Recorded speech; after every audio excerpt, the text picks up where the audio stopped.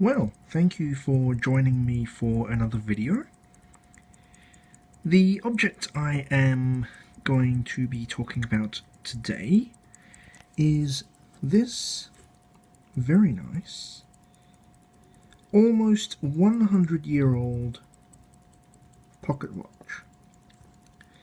I picked this up at auction about a month ago, and I took it to my watchmaker to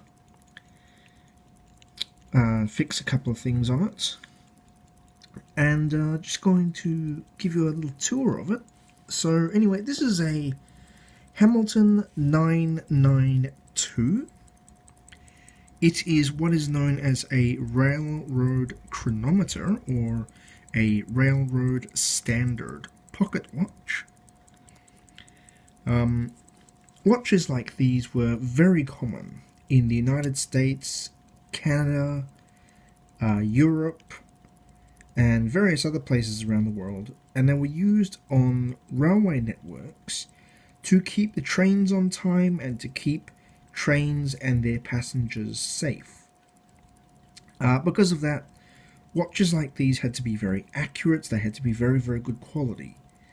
For a long time, 50, 60, 70 odd years. If you wanted to know the time, you would ask a railway man, because a railway man who carried a watch like this had to have the exact time. If a railway man's watch was not working properly, they could be fined by the railway which employed them for not having a functioning watch. And railway men had to carry watches like this, exactly like this. It was illegal for them to carry any other kind of pocket watch. They couldn't carry a wristwatch. They couldn't carry any type of pocket watch. They had to carry this. And what makes this particular railway watch different from others is what's on the other side. What you see here is a glass display back. This watch, made by the Hamilton Watch Company, comes in what is known as a salesman's case, or a salesman's sample case. So basically what these are, when you went into a watch shop or a jewellery shop back in the early 20th century, if a watchmaker wanted to show you a high quality watch, but he didn't want to pull the case apart for you to look inside, he would have a watch like this, and if you wanted to see how the watch worked or what kind of quality the movement was, it was easy to just turn it over and look inside. And so I'll just show you a bit of that here. So, like I said, this is a railway watch, so it had all kinds of little features that all railway watches were supposed to have, and I'll go through them. I mentioned some of these in my previous video on railway pocket watches. If you watched the video which I did on this watch, this is my regular watch, which I carry almost every day.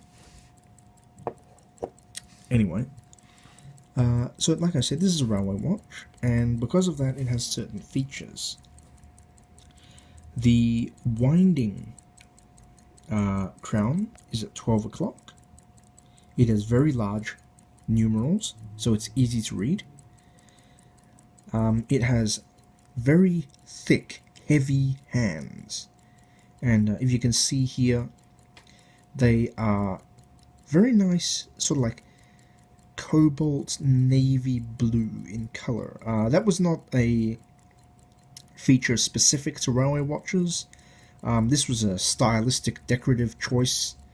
You could get blue steel hands if you wanted to. These hands are original to the watch. And then on the other side, all the other features are mechanical.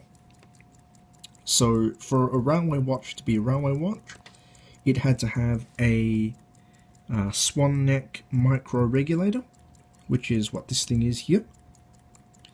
It had to have a screw to adjust the regulation, which is that little thing right there.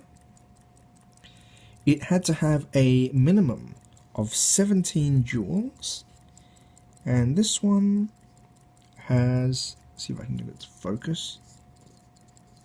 Where is it? So I'm just trying to find the, yeah, here it is. Just trying to get, there we go. So this one has 21 joules. It had to be adjusted to keep time in various positions and under various conditions, which is what you see here, adjusted to 5 positions. And last but not least, watches like this had to be timed and regulated relentlessly. They had to keep time to plus or minus 30 seconds a week. So you can imagine how tricky this was, and they had all these little features to try and keep the watches running on time. Anyway, I just thought I would share this with you. Like I said, again, this is a 1927, I don't think I mentioned that earlier, 1927 vintage Hamilton model, where is it? Here we are. Model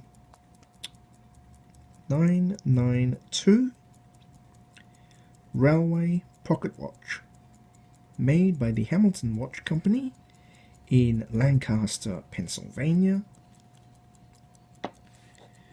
with a very nice salesman's sample case. Thank you for watching. I hope you enjoyed it. If you want to read a bit more about the stuff that I collect, then feel free to visit my blog, and feel free to leave comments and ratings. I like reading them, and I will respond to them if you leave them. And the link to my blog is in the description below. Thanks very much for watching.